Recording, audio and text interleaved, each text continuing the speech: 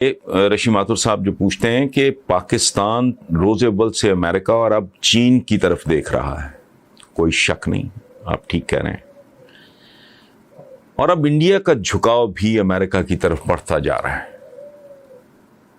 تو don't you think, مجھ سے پوچھ رہے ہیں کہ ڈونٹ یو تھنک اگر انڈیا اور پاکستان کے تعلقات اچھے ہو جائیں، بہتر ہو جائیں، تو شاید انہیں کسی اور طرف دیکھنے کی ضرورت نہ پڑے۔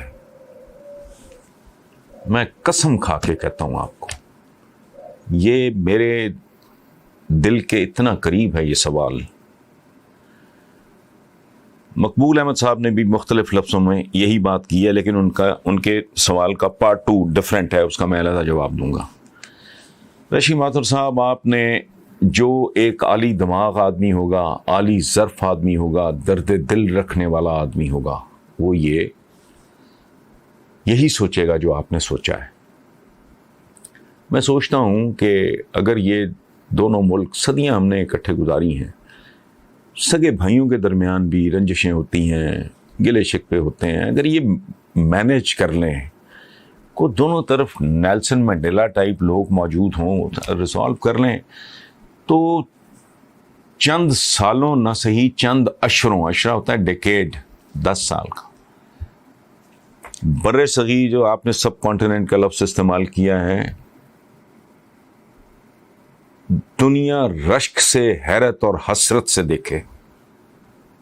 ہم وہ لوگ ہیں جو اپنی انرجی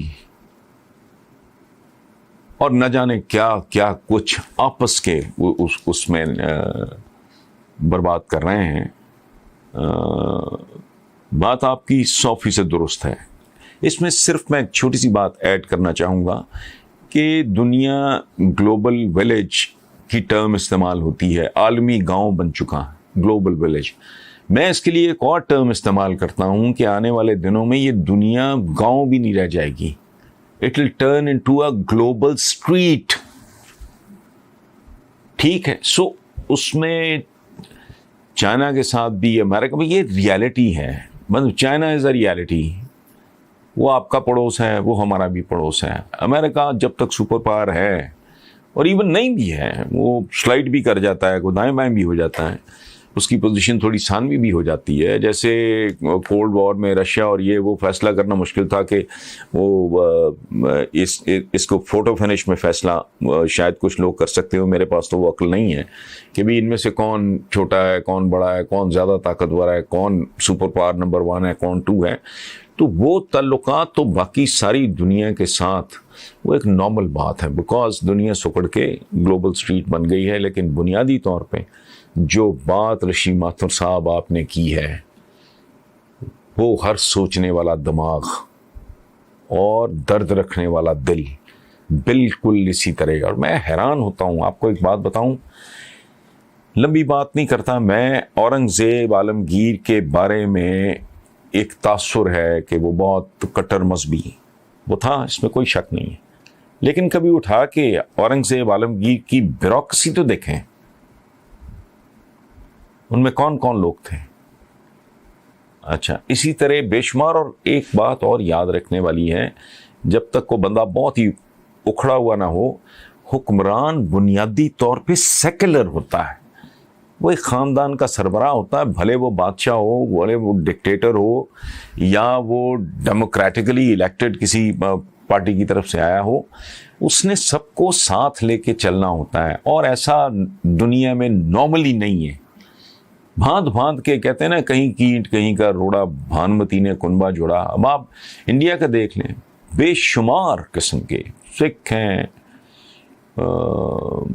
مسلمان ہیں، دیگر مذہب کے، بدھسٹ ہیں، ماننے، ان کو سب کو ساتھ لے کے چلنا ہوتا ہے، ان کو بطور انسان دیکھنا ہوتا ہے، اور ان کو بھی بطور انسان ہی دیکھنا۔ آپ نے بطور انسان دیکھنا ہے اور ان کو بھی بطور انسان دیکھنا ہے۔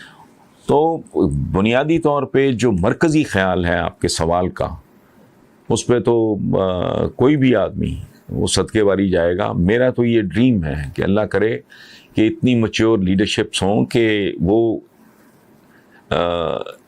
ایک ایسا وقت کبھی اس خطے پہ، میں تو کہتا ہوں بد دعایا ہوا خطہ ہے، بد دعا کس کی ہے میں نہیں جانتا، لیکن اگر وہ جو بات آپ نے کی ہے کہ اگر انڈیا اور پاکستان کے تعلقات بہتر نہیں برادرانہ ہونے چاہیے پڑوس کا، ہمارے تو دین میں بھی یہ حکم ہے کہ پڑوس کے بارے میں ایک وقت آیا تھا کہ صحابہ یہ سوچنے پہ مجبور ہو گئے تھے حضور کے حوالے سے کہ جائیداد میں حصہ پڑوس کو دینے کا حکم بھی آ سکتا ہے، اتنے حقوق ہیں۔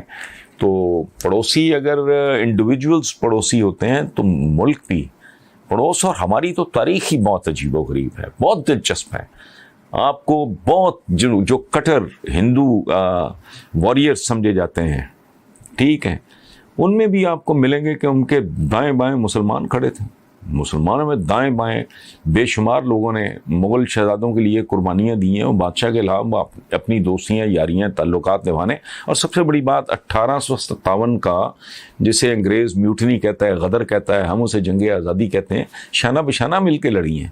سوچ چلتا رہتا ہے۔ باقی وہ ہمارے پنجابی میں کہتے ہیں، پتہ نہیں رشی ماتھر صاحب کو یہ اس محاورے کی سمجھ نہ آئے پنجابی کے، کہ جتھے دو پانڈے ہندے وہ کھڑک دے، سگے بھائیوں کے درمیان، یہ روٹین میں ہے، ہم روز دیکھتے ہیں۔